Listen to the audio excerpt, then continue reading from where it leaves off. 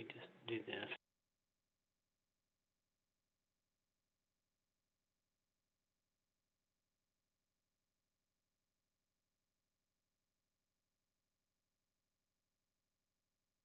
Good afternoon, everybody, and welcome to our webinar today, Creating Excellent Chapter Events. This will be presented by a panel of chapter leaders representing Area 2, Area 5, Area 6, and Area 8. In this webinar, you will learn from the beginning to the end how they created successful chapter events, including planning, selecting locations, developing a budget, gathering speakers, and even their sponsorship programs.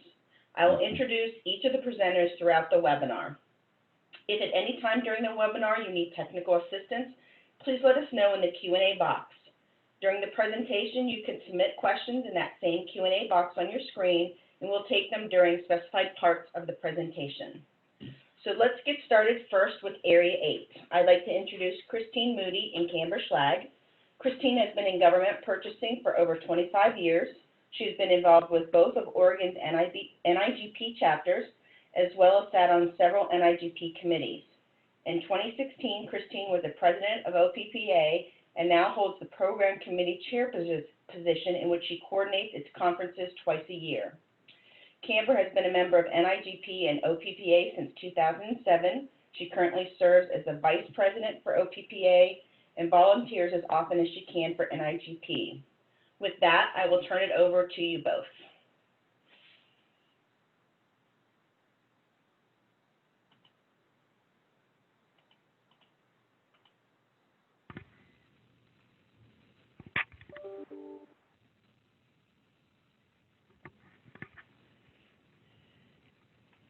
Good morning, everybody, or good afternoon for those of you that are in the East Coast. Christine and I are out in Oregon. Christine, were you able to get unmuted? Okay, can you hear me now? Yes. Okay, sorry. Okay, so there we go. So Diane Merzinski and Sue Owenby met at the 2016 Leadership Symposium, and they were both presidents of their chapter at that time, and they thought it would be a good idea to try for a regional conference. And we had our first regional conference in 2017. There was a good turnout, and we wanted to do it again, but there were some lessons learned. We had taken seed money for our 2017 regional, and that we had kind of decided that that wasn't probably the best idea. We needed to get the word out a little bit earlier. We also had the location at a casino, and that was part of it because of the location of where it was, trying to make it not such a far travel for everyone. But it seemed like it was a little problematic for some of the agency members to actually be at that location. So in 2019, we started the planning process really early. It was a more formalized process.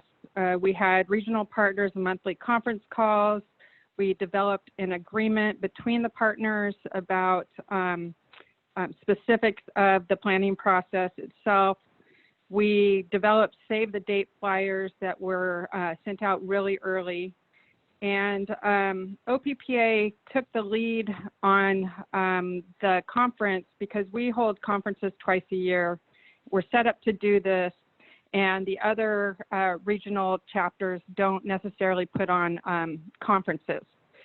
So after we had some initial meetings, our subcommittees were developed, and those subcommittees were chapter manager, speakers, logistics, sponsor, communication, and charity. Okay, so the next step that we did was actually in December of 2018, we emailed out representatives from each of the chapters that typically were on that monthly chapter call that we would have. So an email went out to those representatives that was a standard email that they could easily just copy and paste into their own email and send out to their membership. OPPA sent it out to their members as well. We had a deadline with that email, And attached to that email was actually a document that they could fill out and email back to Christine. And that document was a brief questionnaire about what kind of presentation they would want to provide. In the end, it turned out really good. We had 8 applications, and we did approve 7 of the topics, and we had a pretty even split between Oregon and Washington presenters, so it was successful. We also had OPPA had decided to increase the rates for our conferences. So OPPA members did pay a $200 fee for the conference, and the non-members paid a $250 fee for those members. OPPA has historically had sponsorships packages, which are vendor packages. Vendors sponsor OPPA conference activities. This year, or for this regional conference, we had a regional conference only package, which was like a gold package, and we had a full package. Where are my? Hold on just a minute. There it is. Okay. All right. So we had a annual event package, which was an OPPA annual package, and that include using our website, spring conference, the regional training, and also a fall conference training. For the regional conference only, the annual package contained website advertising and the regional conference. And then, we had a silver package and a bronze package, and it just dropped down from there. We also offered a package to minority women, emerging small business, and the veteran services. We offered a package for them as well at a discounted rate.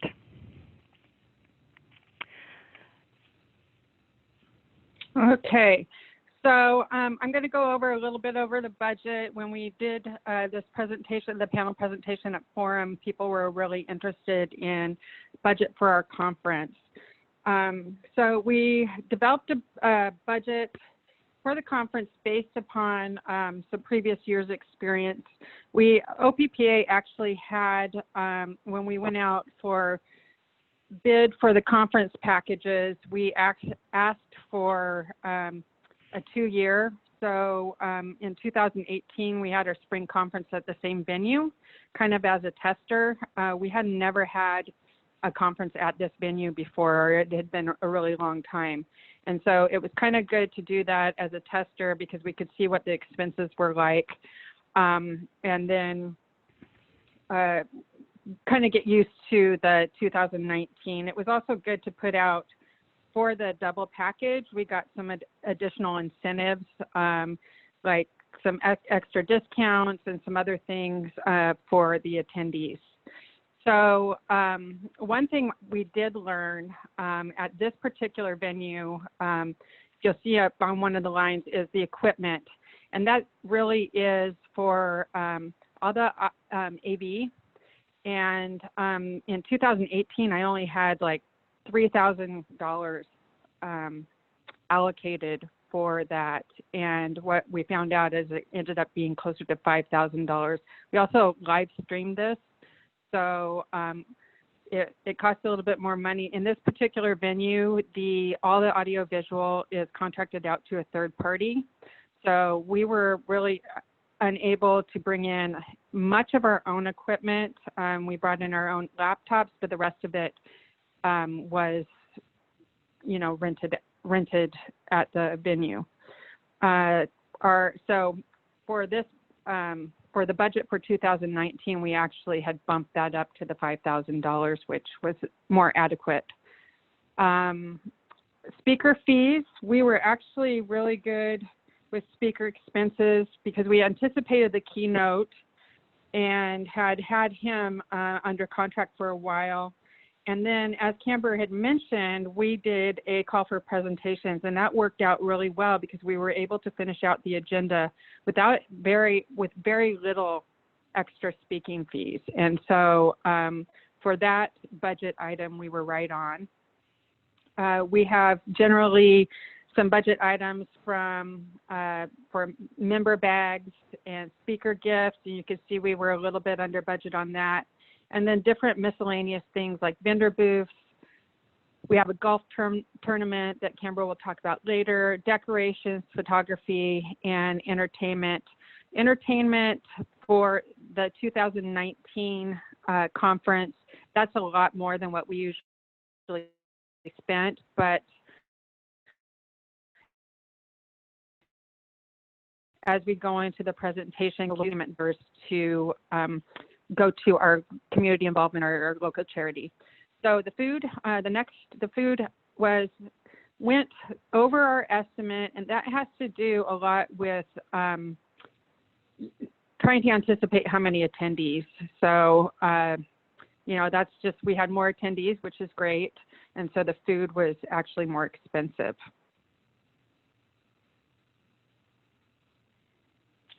Okay, so for the next, this is our kind of the budget income. And as I said, so we have registration free, and that's generally for people that volunteer or our speakers. So those, when we did the call to presentations for our chapter members, the incentive for them is they got free registration. So they still had to pay for other expenses, but the registration was free. So that was kind of compensation for them presenting at the conference. It also helps those people with getting travel requests approved by their agencies as well. And we had more, as Camber mentioned, we raised our member rates for the conference, for this conference and just in general. We had it at $150 for a really long time, and did a little bit of research and found out that $200 was not going to be, you know, going to be a big deal breaker for anybody. And then we had 37 non-member rates. So when we say members, those are OPPA members because that's how we use chapter manager, and so they designate them as members. The 37 non-members were other regional chapters, Washington, Idaho, and, you know, Alaska or Hawaii if they were attending. Actually, Alaska or Hawaii, we were not going to charge them because they were going to do it virtually. So by raising the rates instead of taking the seed money, it actually ended out working really well. We also had a lot more sponsorship money come in than we had anticipated. As you can see there, about an extra $10,000. We contribute that to it being a regional conference, and so our sponsor vendors were, you know, interested in seeing so many more chapter members rather than just Oregon. The NIGP class rebate, I'll talk to that a little bit about that. So we generally try to hold an NIGP class the day before the conference starts, and not necessarily for the regional training, but generally for our regular OPPA conferences. If you attend the NIGP class, the first 15 get registration free. So it's an incentive for people to kind of stay for the rest of the conference. For the regional, we decided not to do that. We still had a ton of people in the NIGP class, and the rebate, instead of going back to our professional development committee, it goes back to the program committee because the expenses for the room and the food and everything that happens on that day is being paid through the program. So what we do, all the other rebates go back to the professional development committee, but not when they're associated with the conference. It helps offset. And in this case, you see, because we had so many attendees, it was actually helped us bring in a little bit more revenue to help balance. And then miscellaneous income is charges for extra meals like spouses, extra people for sponsor packages. If sponsors want other people to golf, according to what kind of package you get, you only get a certain amount of free golf fees. And so sometimes they want to bring an extra person, and so they pay for extra on that. So as you can see from our summary, we went over a little over $3,000 over our budget, but in the whole scale of things, it wasn't too bad, and OPPA was able to absorb that extra expense. Okay, so let's talk about the agenda. So our regional conference is actually 2.5 days. Wednesday typically is when it starts. During the day of Wednesday, we did have our NIGP class on that day, and it was open to anyone that wanted to attend. And then in the evening is when the regional conference really started. We had a welcome check-in. We had a young professional social. We had never done that before. We invited all young professionals of Area 8 to meet at 5:30 to basically have a social gathering. And then at 6:30, we had the opening reception, and that's where we invited all of the rest of the attendees of the conference to attend. We did have the charity fundraiser during the day, which was the golf tournament. So if you weren't in the NIGP class, you could definitely golf. There was something to do.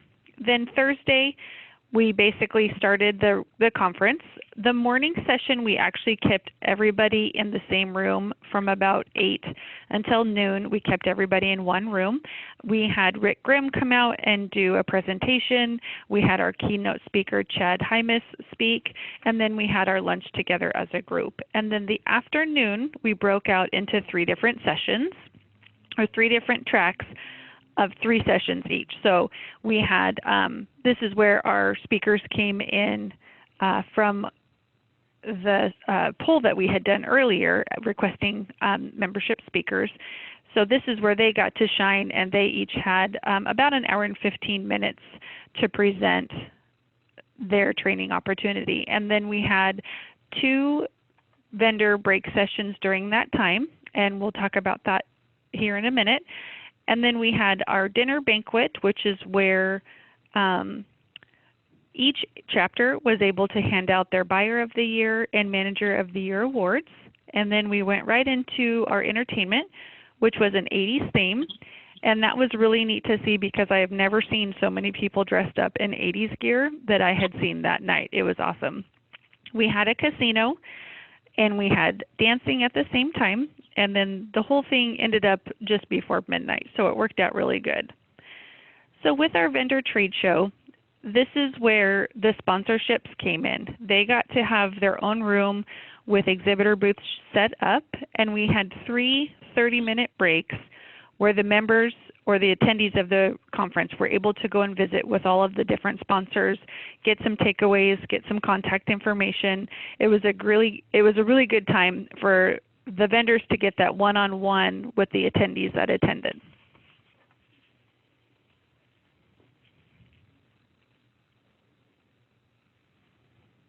Okay, and so just like we were saying, we had the NIGP class Wednesday.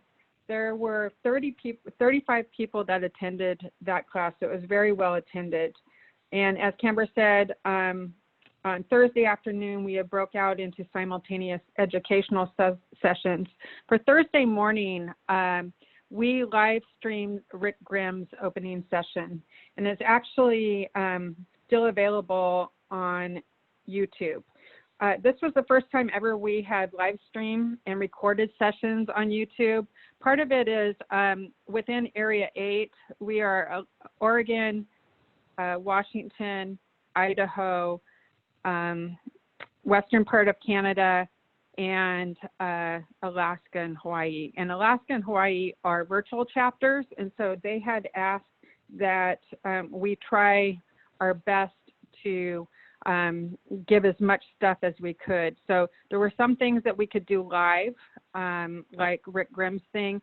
The other things were recorded and then are available for them to watch afterwards. The live streaming, we were just a little bit skeptical on whether that was going to happen appropriately. So we ended up recording that instead for them to view at a later time. So now shifting over to the charity fundraising. This is very near and dear to OPPA's heart. We have been doing fundraising for charities for several years. As long as I can recall, we've always done it. In 2019, we chose to do two local nonprofits, Devon's Destiny and Grandma's House. Devon's Destiny provides a bright spot in a child's life by hosting a birthday celebration for them. Grandma's House provides a safe and stable shelter for homeless, abused young women. We do invite these two nonprofits to come and visit us Thursday morning and to present about their organization. Sometimes they have a video, sometimes they just speak. Oftentimes you'll look around and see that there's not a dry eye in the room. It also motivates members to give and see how they're helping these local nonprofits. Wednesday afternoon with our member-sponsored golf tournament, we actually mix up vendors and attendees of the regional conference to form teams, and we have fundraising activities at each hole that they play. So moving on, the way that we raise money is we do raffle baskets. These baskets are provided by regional conference attendees, chapters, agencies, and even the sponsors provide them as well. We had between 20 to 30 baskets, and they were amazing. For the casino night, that was new this year. We had never done this before. It provided entertainment by having actual casino tables running, and it turned into a fundraiser because the money that people bought to buy the chips went back towards the nonprofits. So this year we made over $6,000, and we split it between the two charities.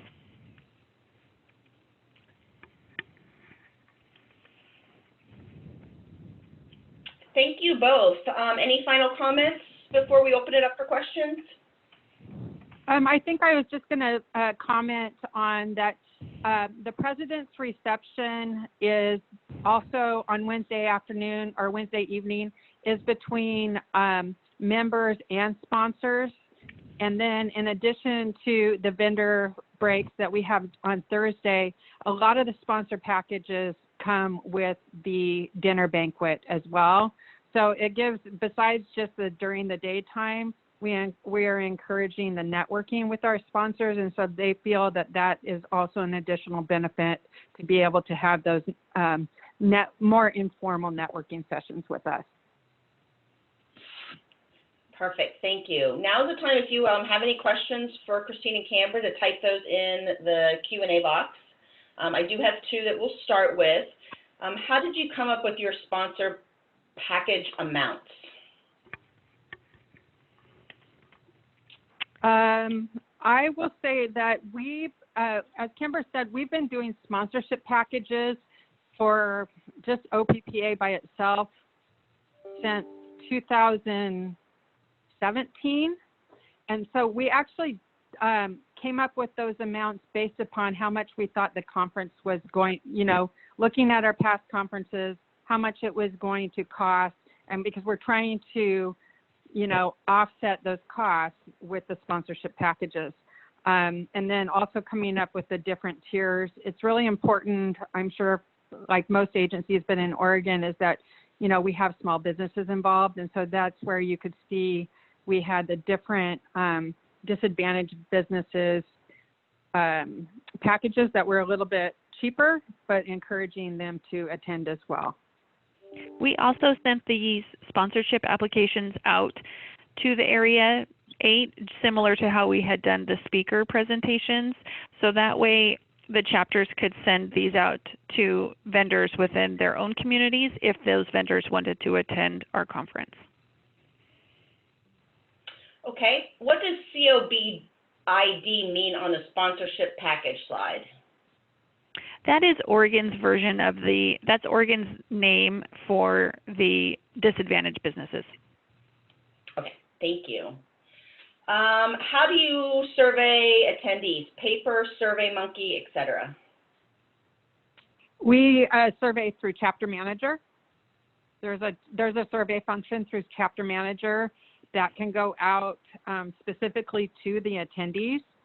So we use that function. Perfect, thank you. We don't have any other questions at this time. If you all think of something, we should have some time at the end. So thank you, Christine and Camber. We may call on you in a bit later. But next, we are going to move on to our next presenter, and I'd like to introduce Damon Harris, and he's from Area 5. Damon is currently the Assistant Purchasing Agent for Harris County, and is going into his third year as Vice President of the Southeast Texas Association of Public Purchasing, otherwise known as CTAP. He has been an employee of Harris County for 15 years and a member of CTAP for 10. Damon was the conference chair over the 2019 Lone Star Conference, which is the annual regional conference for the NIGP chapters of Texas, and is excited to discuss his experience with that conference today. Thank you, Jen. Thank you for allowing me to speak at a high level of some of the important aspects we thought as a chapter were important in identifying and trying to structure a successful regional conference held annually in the state of Texas. And just a little background, our conference had begun its origins in the early 90s, starting out as the CPB conference and then later changed to what is now currently known as the Lone Star Conference.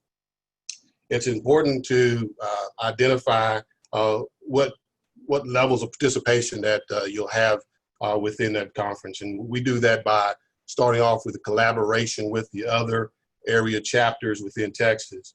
Right now it's the Houston area, Austin, San Antonio, and Dallas. We utilize each other to try to leverage attendance, also our vendor base, and to ensure that each respective area has a successful conference. So we share a lot of information in regards to lists about the membership, the registration, speakers, and schedules. We also utilize each other's websites for various communication avenues to promote the conference every year. This past year, 2019, the conference was held in Sugar Land, Texas, which is in the greater Houston area, and our chapter, CTAP, was responsible for that outfit.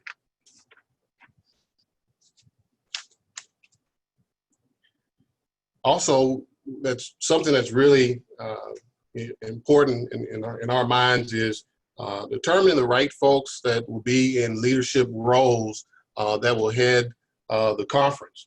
But before you can start that, you really need to have the support of your government agency for that particular individual, because quite frankly, it's going to take up a lot of time, and it's a big commitment to try to run a successful conference. And so as I was appointed to the conference chair, I want to ensure that we have the right folks in the right positions. So what I would recommend and highly recommend is that the people that are in these roles for the conference are involved in your chapter at a high level. And so what we had done was everybody that was on our board of directors had some type of involvement in some type of capacity with the conference. However, it didn't matter what your current role was on the board of director as opposed to the conference. For example, our president of our chapter, she was the Vendo Expo chair. We had our treasurer, which we thought would be best, be the budget chair, since they already work with the expenses and revenues. And so we thought that would be a good fit. So, and then we actually had our secretary as the facility chair. So it's something that you really need to think about and engage with your board of directors to ensure that you're choosing those individuals that, one, are supported by their agencies, and two, have a strong commitment to make a successful conference. With that being said, those that were a part of the conference committee did have certain levels of discounts or free registration by participating. What we did, though, we wanted to cap the level of participation in each chair, because the honest thing is some people just wanted to get on a committee just to get free registration or get a discounted registration. So we didn't want that, so we kind of capped that in each respective area.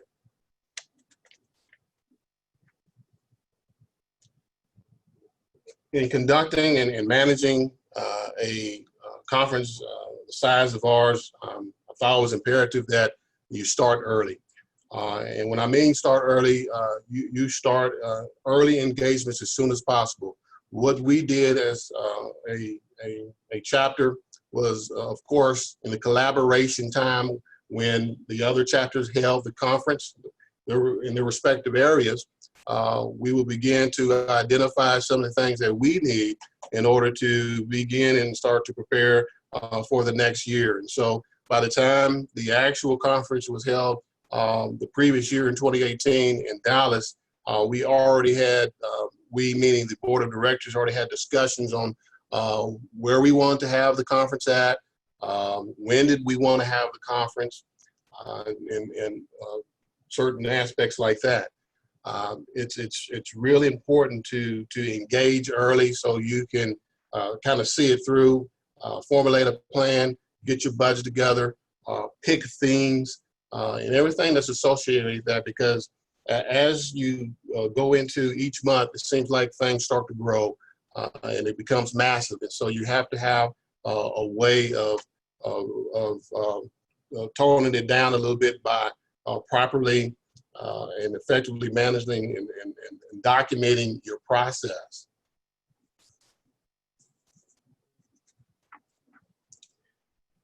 So now you have your committee set, and you want to know what to do next, and you're asking yourself, well, what do I do first?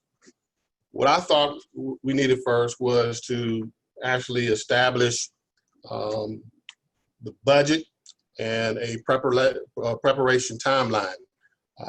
Our budget isn't as an exhibit to this webinar, but just to give you a high level, I needed to understand what we're looking at as far as expenses and where we can gain some efficiencies as compared to the last time we held the conference. Also, I want to know what's the possibilities and where we're going to be looking at as far as the revenue. That was important to me because, as a chapter, and as I'm sure everybody does, we wanted to give back to the members of our organization. And that would be through education, training, special events, programs, or whatever it may be to help bolster the knowledge and of their profession and enhance that skill set that you're looking for as a government employee being involved in these organizations. The next thing that was important to me, as I just said, was the preparation timeline. In past conferences that we've held for Lone Star, there was really high level. It may have been 4 or 5 kind of line items as far as the preparation timeline. I'm kind of anal, I'm a stickler. So I presented to our committee a preparation timeline that was a little bit more dynamic, had a lot more itemization to it. And that's something that we looked at. I came up with the idea myself, but that was something that was massaged and came out to its final form with the help and buy-in with the rest of the committee members. And so we started out really 12 months out on our preparation timeline, and we kind of gave 2 to 3 month intervals and gave specifics on what we wanted done during that time. We also wanted to assign whose responsibility was it and what our target dates of completing that particular item. And so I was in charge of gathering that information each week, or at least every other week, to make sure that we're on the schedule and the timeline that I saw fit to have everything in place by the time the conference started. That preparation timeline is another exhibit within the webinar. Also, what is important is actually finding your venue. You need to locate a venue, and as procurement professionals, we go out and we do the multiple quotes, and we try to base our decision on the lowest price that gives the best quality or best value. So we went out and visited several facilities, and depending on your respective chapter's needs and what area you're in, would determine kind of how you want to set up your conference. What we did, we wanted to have something that was really all-inclusive, to where we really didn't have to leave the facility at all. So we looked for a hotel that housed the attendees, that could also do the classes and maintain the different food times. But you got to read the fine print with those particular hotels, because they may have some type of contractual language in there that ties you into a certain amount of food, or and you got to watch out for the guarantees. If you guarantee a certain amount of rooms and you don't feel that, then you're financially obligated to pay for that, even though you may not have the attendees to fill the room. So that's something that you really got to pay attention to and watch out for. We also had to consider, okay, in that respective area, what type of social events that did we want to provide, and if they needed to be close or at a different location. And if they are at a different location, what were the means of trying to get transportation to and from the hotel? So those are all things that we thought about as well. And in order to engage and get things going, we did have a welcome reception and a light meal the very first night of the conference that evening, which consisted of registration. And we also had an opportunity to engage in what we called a pre-conference class. It gave an 8 hours to those attendees that signed up. So you had an opportunity to get more. We tried to maximize as much as possible the continuing education hours that we could give any one individual that decided to attend. So, and then after that, then we jumped right into the social event that night, the welcome, and that was pretty successful. And then we also geared in for a separate social event mid-conference. Our actual conference lasted from a Tuesday all the way to a Friday, and most of that Tuesday was a pre-conference seminar, followed by the welcome, and then we had certain classes and keynote speakers and class presenters Wednesday, Thursday, and half a day of Friday. In talking about the speakers and class presenters, one thing that our chapter has not done, previously, and did not do even this past conference, was pay for our speakers. I can't really give you a good reason why we don't.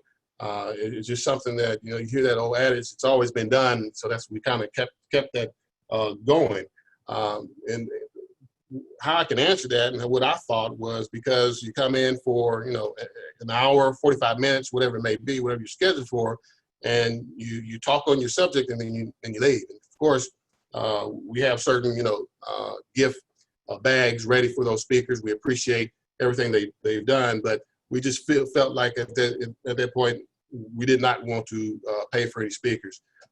However, our class presenter that did the pre-conference class, we did give that person a free registration, so that person was able to attend the full conference. We felt like we should give that person something, because they're putting in 8 hours. So I just wanted to make that clear. But as you're engaging and trying to come up with your speakers, keynote speakers, and class presenters, you want to start that process early as well. And it's really important that we had, I believe, 12 12 in total, but we did have some backups as well because something always comes up and you're trying to put these individuals in and lock them in, early on, and you still got 8 months till the actual conference, and things happen, things come up, people quit, people get terminated, and so you really got to think on that level of making sure that you have a backup plan. With that backup plan, it may come to a point where one of the individuals on the conference committee may have to facilitate one of the classes as scheduled if you don't have a speaker show up. We were geared to do that. We were geared to maybe just have a open panel discussion in the event that we didn't have someone show up. With that being said, I think we had a great turnout. As far as I said, we had 12 speakers. We also had around 113 attendees and 67 vendors. And you see there we had a net profit of $27,000. We had a revenue around actually 74,000. I believe that's an exhibit as well. So even with when we stood up our budget and looked at that in the past, it wasn't as itemized as I needed it to be in order to see where we could gain or give or whatever it may be in order to make proper and sound decisions as it relates to how we're going to maintain and facilitate the efforts of getting a successful conference. That wouldn't have happened if we didn't get the vendors involved. We had several levels of sponsorship levels of those vendors. And that's another exhibit, so I won't go over everything, but we had a gold sponsor and all the way down to a break sponsor. A gold sponsor was about $1,800 and the break sponsor was $300. So, and you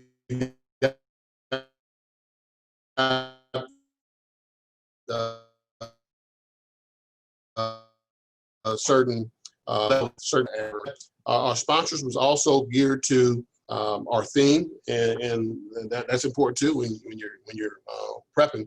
We came up with a theme of batter up, out of the park home run for procurement. The reason for us coming up with that is a lot of folks here in the Houston area we're heavily engaged in baseball, major league, little league, whatever it may be, college. And then we just came off of a World Series win in 2017. So we felt like that it was just right for the picking, that it was a time of the season. Baseball just started, so we chose that theme. And so everything that we did within the conference was related to that theme, from our sponsors, getting a Grand Slam sponsor, a home run sponsor, double sponsor. So I think that really helped engage and get people to really buy into the efforts that we were trying to do. One thing you really got to do is be prepared, and I kind of spoke on that earlier. You may have speakers that may not show up or have a conflict and cannot attend, and so you have to be ready to tackle that. Also, what happened is you have to be ready for unanticipated events like weather or flooding or whatever it may be. And if you see, there's few examples there, but I'll just go over one of them. That the very first night that we had the social event, which was the welcome and reception and light meal, it rained like cats and dogs, and it was raining nonstop. It started about, I say about 2 o'clock that afternoon, and the social wasn't until 5. So we were kind of afraid that a lot of people wouldn't show up. But it just kept raining and raining and raining and raining. Yet we were prepped and ready. And in the event that it did happen, well, we had some backup plans. But all in all, it ended up being a very good showing, a very successful event. We had a good turnout. We had just light food, and people were able to meet and greet and have a good time to kick off the conference. During that rain, too, we also had the hotel came and informed us that they had a few of our contracted rooms that had flooded. So therefore, we had to be heavily engaged with the hotel on how we want to mitigate the situation moving forward, but solve the issue and come up with a solution then and there.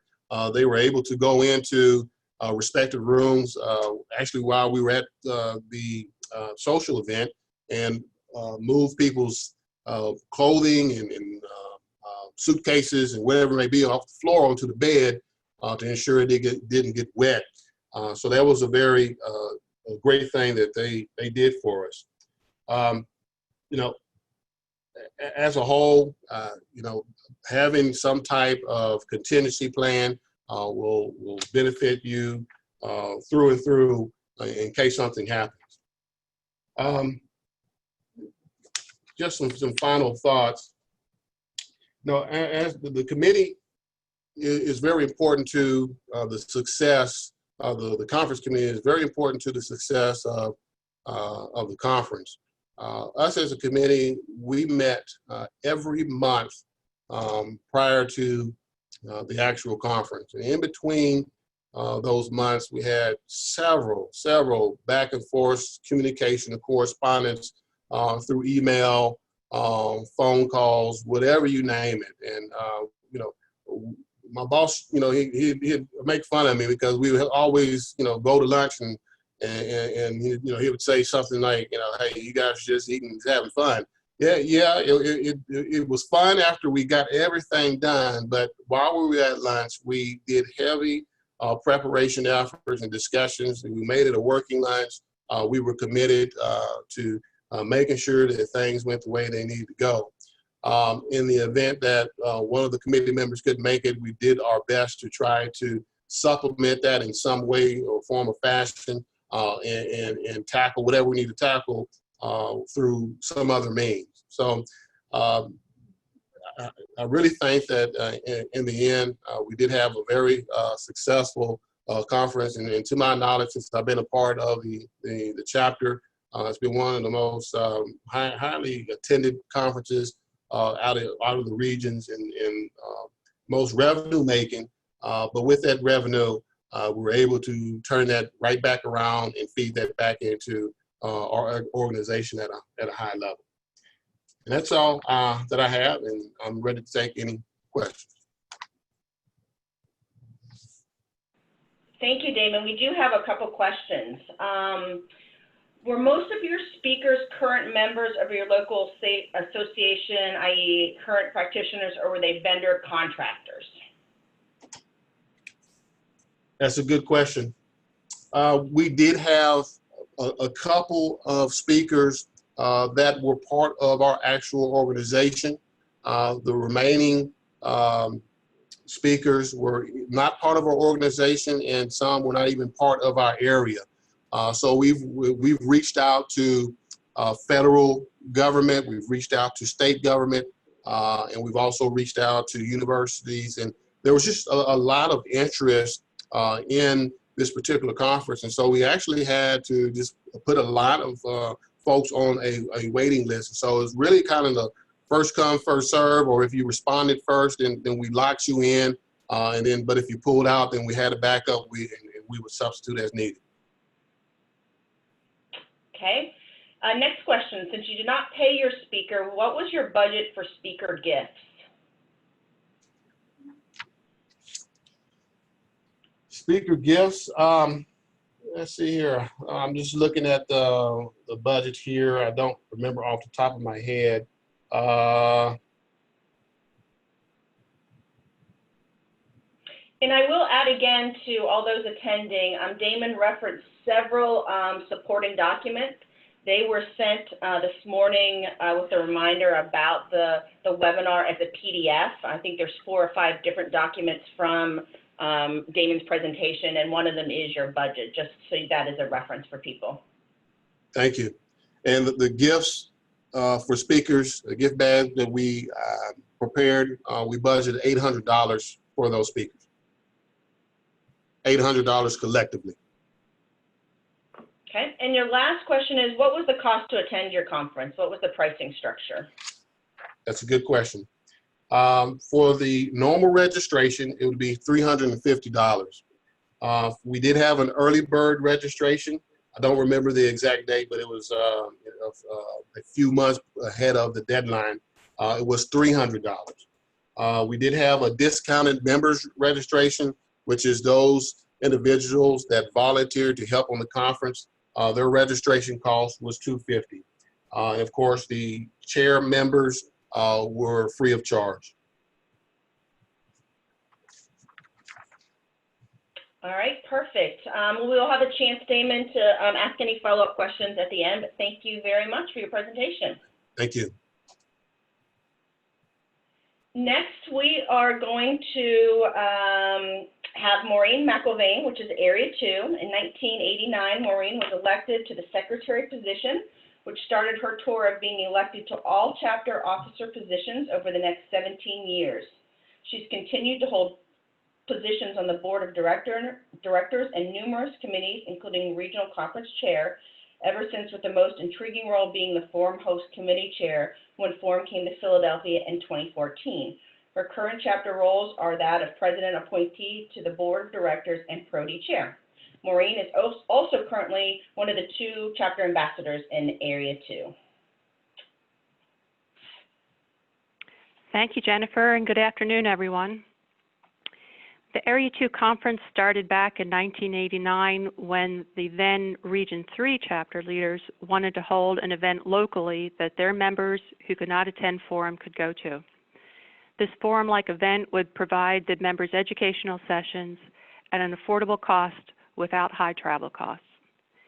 Because all but Maryland were small chapters and we were all new to this, the chapter leaders all agreed that we would create a hosting rotation schedule. This schedule gave each chapter the opportunity to earn revenue once every 4 to 5 years, but did not put the burden of hosting a conference every year on the small chapters and eliminated any conference competition between the chapters in the region each year. One of the things that the chapter leaders agreed to was that all chapter members, regardless of which chapter they were from, would be treated as host chapter members to receive discounted registration. In Maryland, the large chapter in the region stepped up to host the first Region 3 conference in 1991. The chapters agreed that because things happen, the scheduled host chapter could trade years with another chapter or decide to skip their year for hosting. For example, if Forum was held in the area, the conference host chair could decide not to have their chapter host the conference if they feel interest or attendance would be too low. If the scheduled host chapter decides to skip their year, the next chapter in the rotation could decide to host that year, and the 2 chapters could switch their years, or the chapter that wanted to skip their year would be scheduled to host again as their turn comes up in 4 years. PAPA's turn to host the Area 2 conference again is in 2022, so our planning for the event will look something like this. The board will select an incentive package and markets the chapter members for a conference chair. The incentive package usually includes full registration to the 2022 Forum, including hotel during the Forum, travel, and meal expenses. The selected conference chair will start to think of needed subcommittees and can budget for subcommittee chair incentive packages that usually include no cost registration for the conference and hotel the night before and during the conference. Subcommittees could include the delegate committee, which will reach out to our members, other chapter members, institute members who are not chapter members, and local agencies. And this committee is responsible for on-site registration during the conference. The vendor committee would reach out to vendors and contact other chapters for vendors that they would like to be invited. And this committee is responsible for on-site registration and helping vendors set up during the expo. Speakers committee is responsible for finding speakers and coordinating the schedule of classes.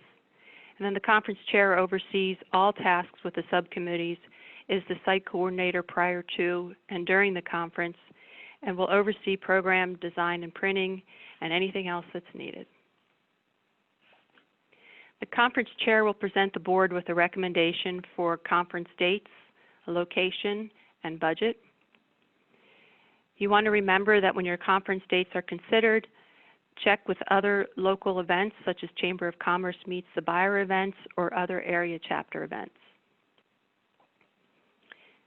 At this point, you also want to request an official NIGP visit to get your conference on NIGP's radar. And you want to post save the date information on your chapter website and your chapter's other social media sites. Your save the date information should be sent to the other chapters in your area and ask them to post the information on their website. Your delegate and vendor committees are going to have their invite lists ready to go, having already received contact information from other chapters. And when the time's right, they're going to send out their emails. We have used Constant Contact as a low-cost subscription service. You can subscribe for a short amount of time to send the email blast to delegates and vendors. When you open your registration, keep your website and social media sites up to date with your events information. We keep our delegate registration fees low, usually just enough to cover the cost that the delegates of the delegates' meals. And our vendor registration fees usually start with the base fee covering booth expenses like expo room space, internet, electricity, and the vendor's meal costs. And from there, we build our vendor registration levels, increasing the fee and offering more incentives as you go. So you can see we have an $800 vendor registration for the expo booth with a table, 2 chairs, 2 lunches at the expo, contact information in the program, and 1 month web hosting, and then expand it to a gold vendor who gets the expo booth but has a half a page ad in the program and 3-month web posting advertising. And our platinum vendor gets a double-sized booth in a prime location with a table and chairs for 4, lunch for 4 at the expo, full page ad in the program, and 6 months web hosting. When we start to work on our program, the program schedule, we figure out where the different speakers and sessions fit best and where the vendor expo fits, keeping in mind that vendors want to spend as much time with the delegates as possible. When we look for speakers, we always look for free speakers.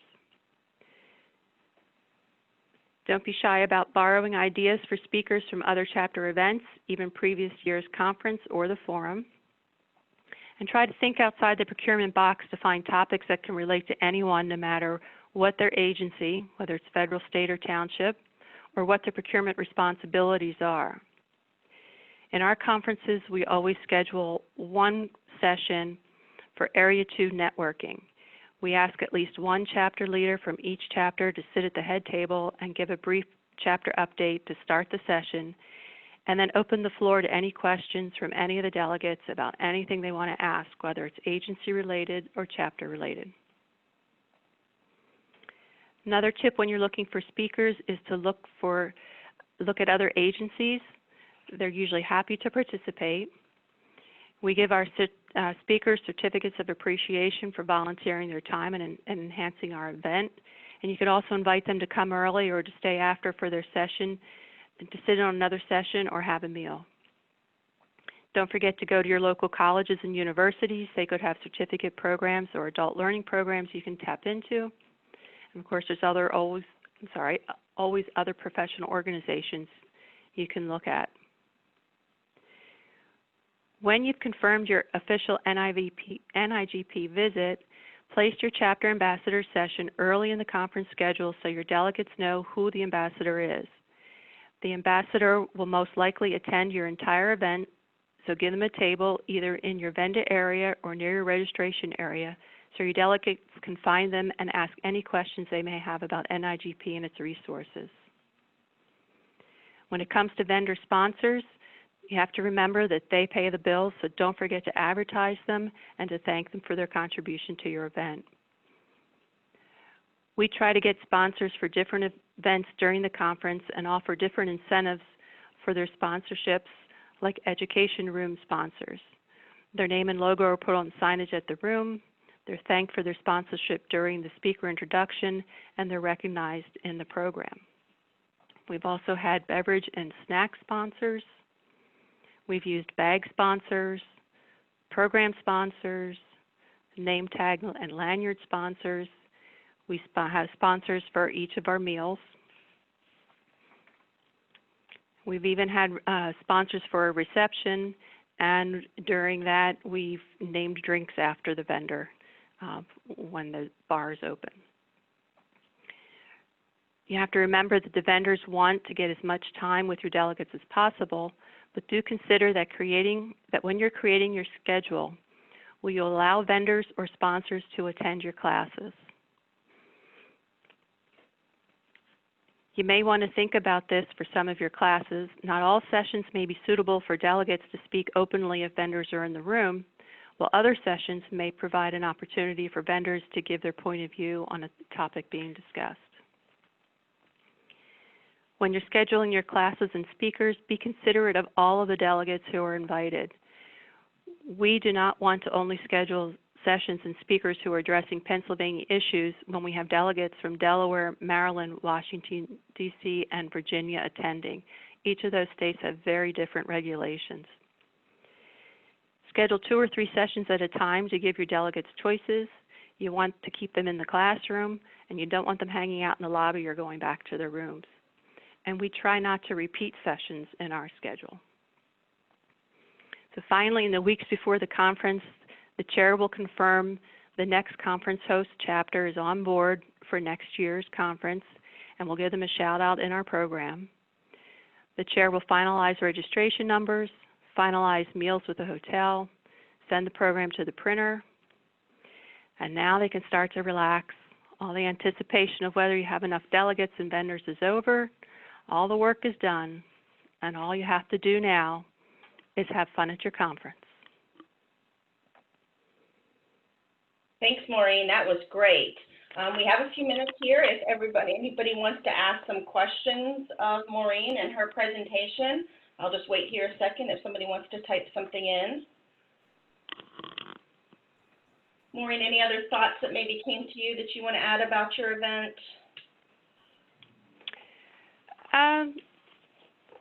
No, not really. Okay. We do rotate every year. A different state has the conference, so that's where that rotation comes in. Here's some. Do you ever have, and I know this question came up to Camber and Christine that I was going to circle back to, but do you have an overarching theme to your event or the topics presented? We do usually try to have a theme, yes. Mm-hmm. And do you have tracks or breakout, or everything is, do they have options and there's an IT track, maybe a contracting track, things like that, construction? No. Okay. How many people usually attend your Area 2 conference? It varies between 100, 130. Okay. All right, any other questions? Okay. If not, again, we still will have some time at the end if anybody comes up with some questions for the entire group. I am next going to turn this over to Russ. Russ, were we able to get you so we could hear you? Can you hear me now? I can hear you now, so let me introduce you, sir. Lastly, we have Russ Pankey representing Area 6. Russ has been a member of MAP, which is the Missouri Association of Public Purchasing, and MACPP, which is the Mid-America Council of Public Procurement, for over 20 years, recently moving to Virginia Beach, Virginia, and looking forward to being an active part of VAGP. Russ has been in leadership in planning the KCRPE, which is Kansas City Regional Procurement Expo Conference, for the last 20 years, and has been a chapter leader in both Midwestern chapters during this time. Russ is in his second term on the NIGP Talent Council, along with other roles within the procurement field and the institution. Russ, I will turn it over to you. Well, thank you, Jen, for inviting me to do this, and for everyone else that's presented as well. It's been really interesting to me because I sat and listened and made all kinds of notes and thinking what they could do with KCRPE if I were still in Missouri. But maybe I can carry those things to Virginia. At any rate, we all followed a similar track when we first put this together for Forum, and then repeating this for the webinar today. So we were looking at collaboration planning, struggles, successes, and then other points of interest in between there. So most everyone has touched on a lot of what I have planned as well. I think we do some things similarly, but I think what I've noted is that it depends on your chapters and your region and the needs of your delegates in the area. So, and what your goals are. So with regard to KCRPE, it's been around since the early 1990s, and it has always been a collaborative event produced by three chapters: the Missouri Association of Public Purchasing, Mid-America Council of Public Procurement, which is in the Kansas City region, and then the Kansas Association of Public Purchasing Professionals. So we have two state and one regional. We've always produced that together. And the venue has always been in the Kansas City metropolitan area, but it has traveled around to various hotels or venue sites. It's always in a hotel for obvious reasons. We need to have meeting space, but we also need to have space for those folks that have to travel, because we do have folks that come from the far western edge of Kansas, the far eastern and south part of Missouri. So they're overnight visitors. So all of us have, I think, probably deal with that because we have folks that travel.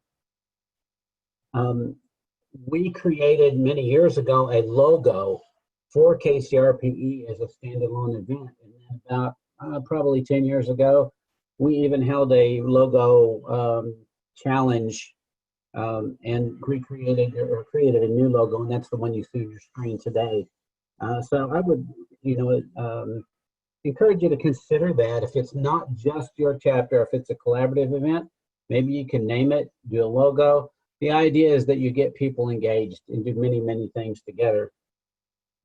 So moving on to collaboration then, and this is the first part about collaboration is governance. Some of the chapters have governing documents that they've put together, or some of the groups have that govern how their conference works. KCRPE has never done that. It's always been an oral agreement since its inception among the three chapters. And so the duties and the revenues have always been split equally among each of the three chapters as much as possible. Chairs and co-chairs come from each chapter. And in the beginning stages, it was mostly someone would volunteer to, or someone, we'll put it that way, at least one or two people would step up and say, yeah, I'll chair this time. It has evolved into reaching out to the presidents of each of those three chapters over the last probably 2 to 3 times. And by the way, KCRPE is a biannual, so it happens every other year. So it didn't happen in 2019. It will happen in the fall of 2020. It's always in October, and it can change from the first week to the last week or somewhere in the middle, depending on scheduling, what's going on around. 2020, they chose to go to the end of October to allow as much time as possible after the Chicago Forum in 2020, knowing that a lot of folks are going to attend that. That was in addition to the governance piece. But the co-chairs, like I said, most of the time it's the chapter presidents, but there can be people that step up or that are appointed from the chapters.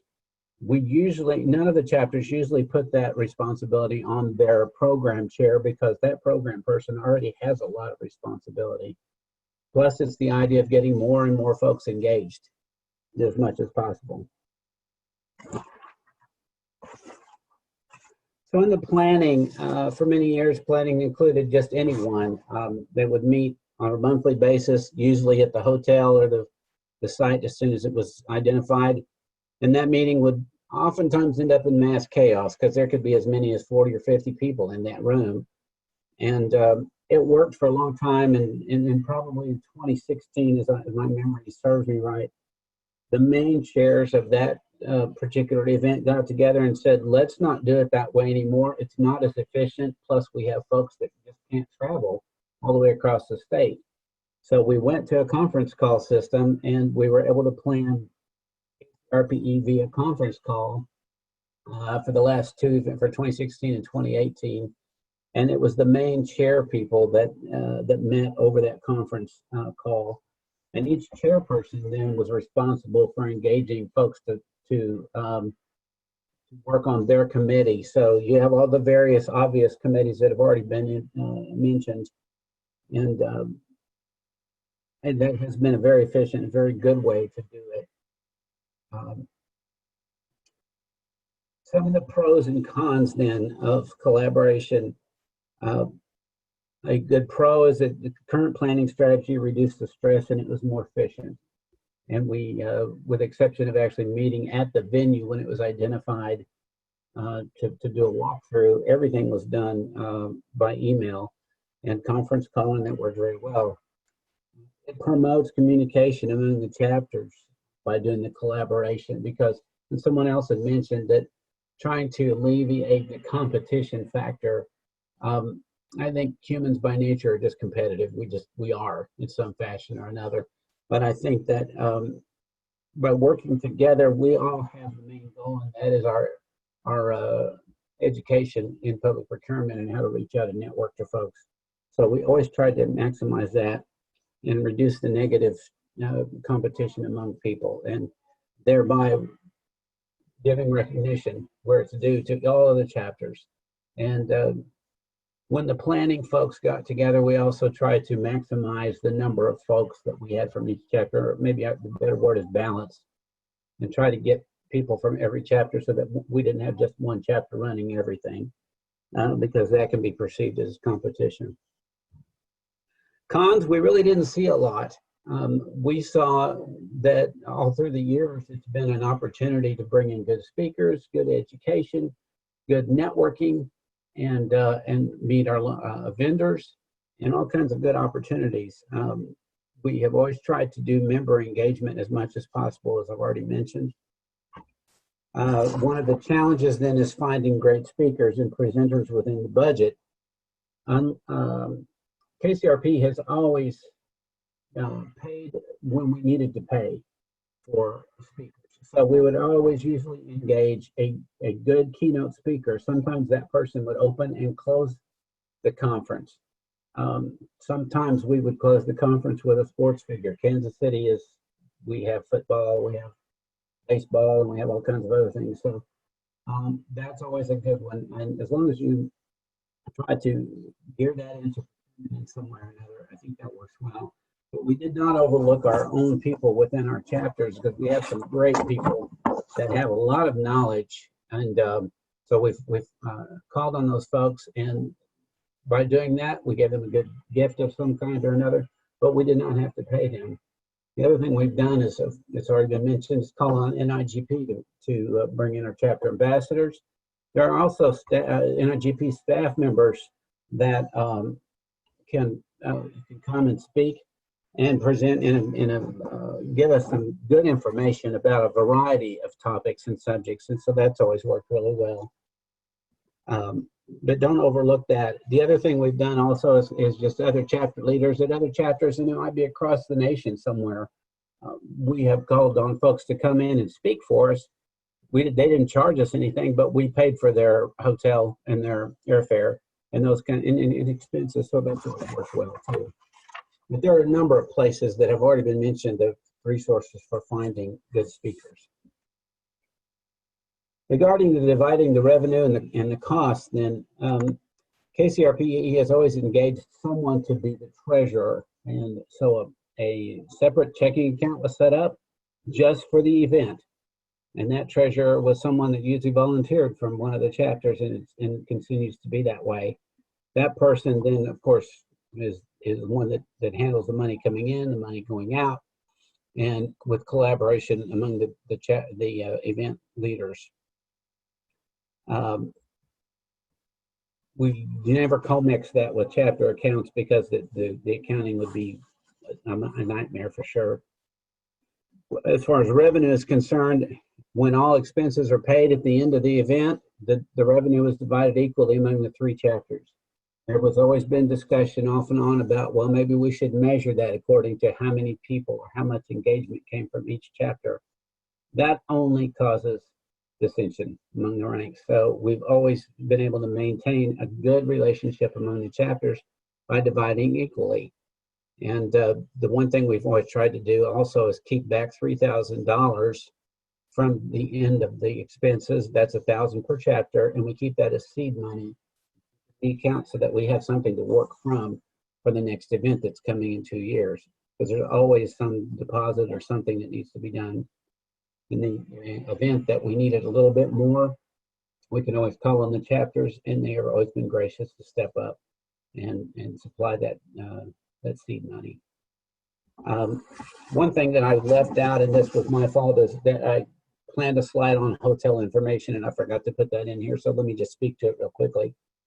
When you contract with a hotel, you need to do that as early as possible, and that's already been mentioned. But the hotels book quickly, so you need to find your venue as quickly as possible.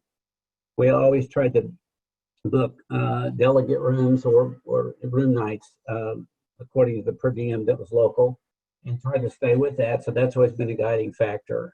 I don't know in my history that we've ever gone over the per diem, because there are plenty of hotels in the area that can supply.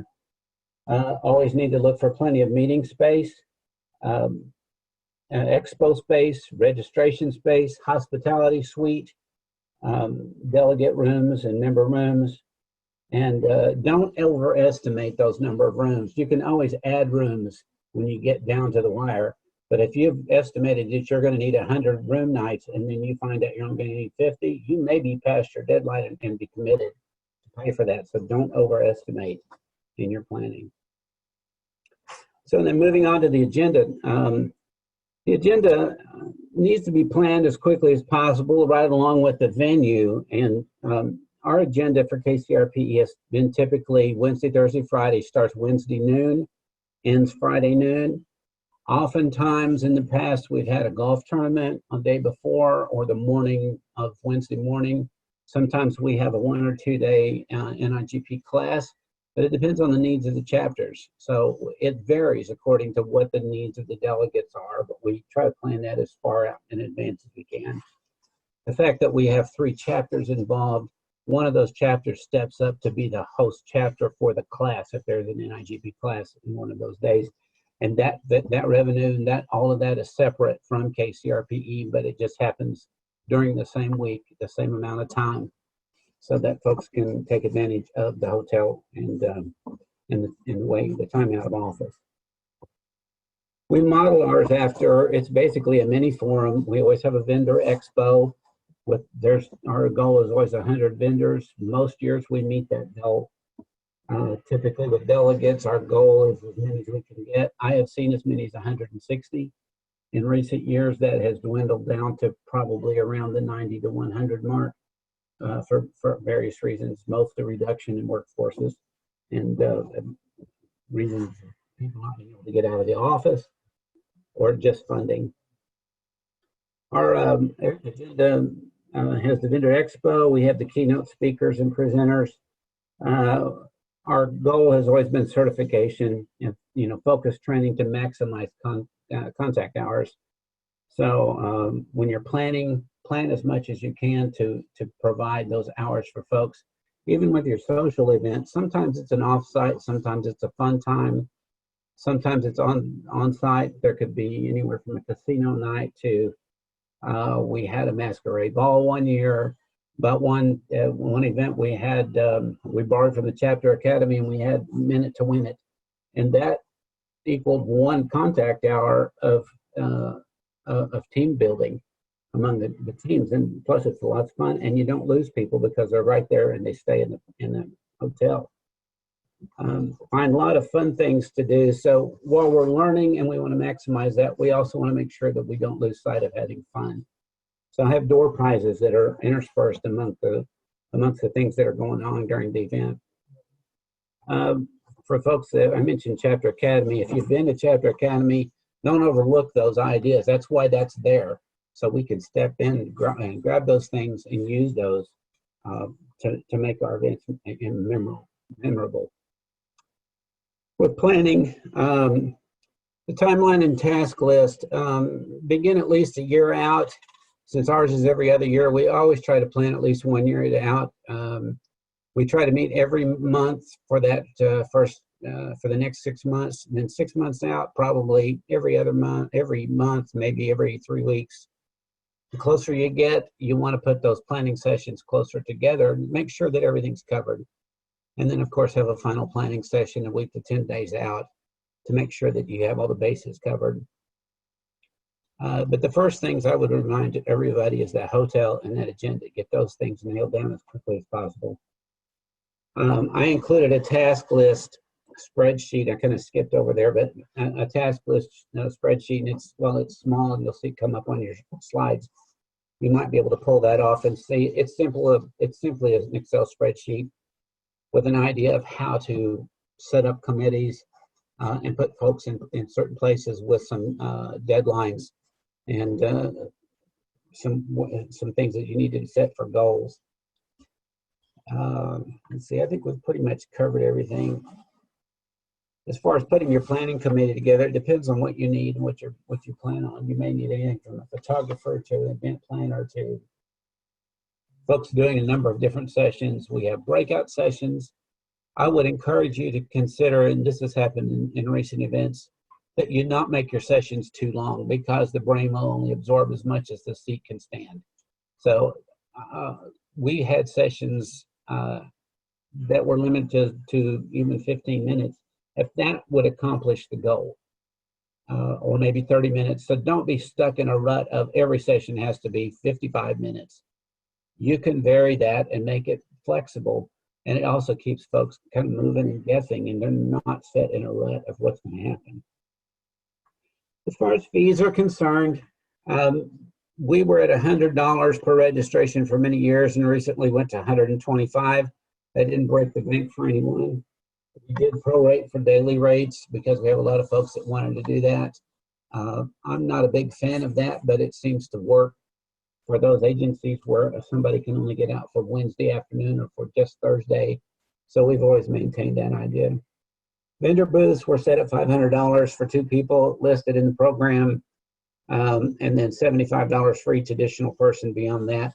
Those numbers can vary for your booth and depends on your market, and you've seen that from all the other presenters. So base that on what is out there and what is workable. You don't want to make it so high that you don't have any vendors. Sponsorships recently have been more successful with the bronze, silver, gold, platinum, and diamond, and setting those dollar rates has come from just studying what other chapters have done and what other organizations have done for their events. You can, we have done sponsors for food, for the hospitality suite, for the golf tournament, just for whatever it takes. But be creative. Don't limit creativity. Go out there and do whatever it takes to make it happen. Struggles then, as we get into our struggles, policy and procedure, perhaps we need a guiding and governing document in KCRPE, but it has worked. So maybe if it ain't broke, we don't fix it. But maybe it would be a good idea to have a planning document. They may do that in the future, and with other folks that take the lead on this. Volunteer engagement is always a struggle, whether it's chapter, whether it's collaboration, no matter what it is. Nothing replaces the personal ask. And what that means is don't just send a blast email. But if you're having difficulty, or if you know some folks that might be interested or might be good at doing something, go see them or pick up the phone and call them and talk to them. Don't hesitate. But an email is very impersonal and very cold, and a lot of folks won't respond to that, quite honestly. And that's probably one of the things I've learned being on the Talent Council now for a while, is nothing replaces the personal ask. The same goes for marketing, getting that word out. Encourage your members to get out there and market, because they are the marketing committee for your event, to get out to the vendors. So everybody needs to be reminded on a regular basis. Communication, that's always a responsibility, and that is difficult, but as I said, it's everybody's responsibility. But those folks chairing the event and those folks chairing the committees, it's your responsibility and their responsibility to make sure that communication is there. And if you're not sure, if you didn't remember if it happened, then it probably didn't. So you can never over communicate, in my opinion. Then consideration about hiring a marketing firm. I think some of the chapters have already mentioned that. That is a good opportunity. As far as technology, we have 3 chapters. 2 have chapter manager and the other one did not. Also because it's 3 chapters, we could not use chapter manager that limits to chapter registration. So we had to get creative. We talked to the folks at chapter manager and they helped us put that together, and it rides on the back end of the Missouri chapter manager site. So when you put in the kcrpe.com URL, you're actually taken to that page, but it's what you don't see is that it's working off of chapter manager, and they will help put that together for registration. I know we're getting close to time, so I'm hurrying through this as fast as I can. Successes. The with them, what's in it for me? I did that on a personal basis, and also I try to put myself in the place of the vendor and in the place of the delegate. What's in it for me if I were one of those folks? What am I looking for? And then try to plan accordingly and try to create those discussions with the planning group. Probably the biggest success for me is always the networking. It's always the most valuable takeaway, because you can't replace meeting other colleagues that really have information that can really help you out. The other thing is learning and transformation. When you go into an event like this, the goal should be to transform folks, and they should not leave that event the same as they were when they started. So what is that goal? What's going to change? How can you make that happen and help that happen for the participant, for the delegate? Recognize folks. Don't be afraid to recognize. Give away awards. Maybe the chapters want to give some of their awards if it's a collaborative event among chapters. And again, I'll mention one more time, have fun, be creative, and don't hesitate to try something new.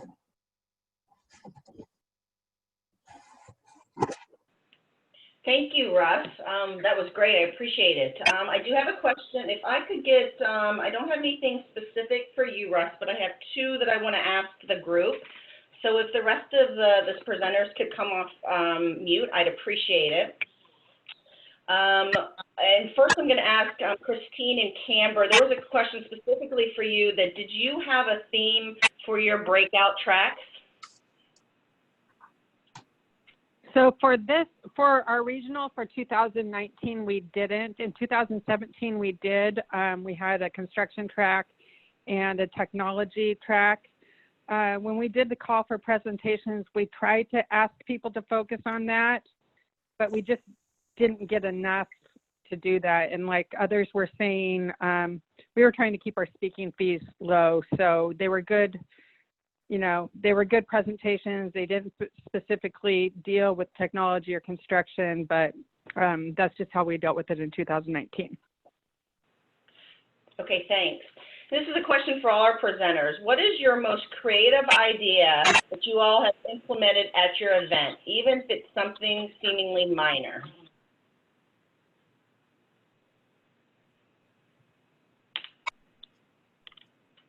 I think this is Russ, and I think spur of the moment, not just KCRPE, but working specifically in the spring conference at the Missouri Association. And Kara Daniels probably on this call, but Kara kind of named me as the unofficial, I forgot what you call me, the cruise chair fund person, whatever. The idea was that be unexpected. People tend to come in and just sit in one place and they don't look around. So I would encourage you to have some folks that are ready to move those folks around and meet other people. That's what it's about. Unofficial activities director there. She brought up in the chat. And Rustin, if I can expand on that, I think one of the important things to note on that is not necessarily just to have people that were willing to help move people around, but start it that way.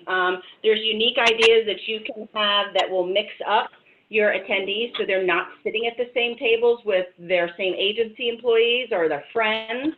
I've seen chapters use candy bars or some side of candy that when they walk in, they have to pick up a candy and go to a table with that candy on it. So you can be creative that would help mix everybody up a little bit, but I think that's a great idea. Anybody, Camber, Christine, have you guys done something different or unique?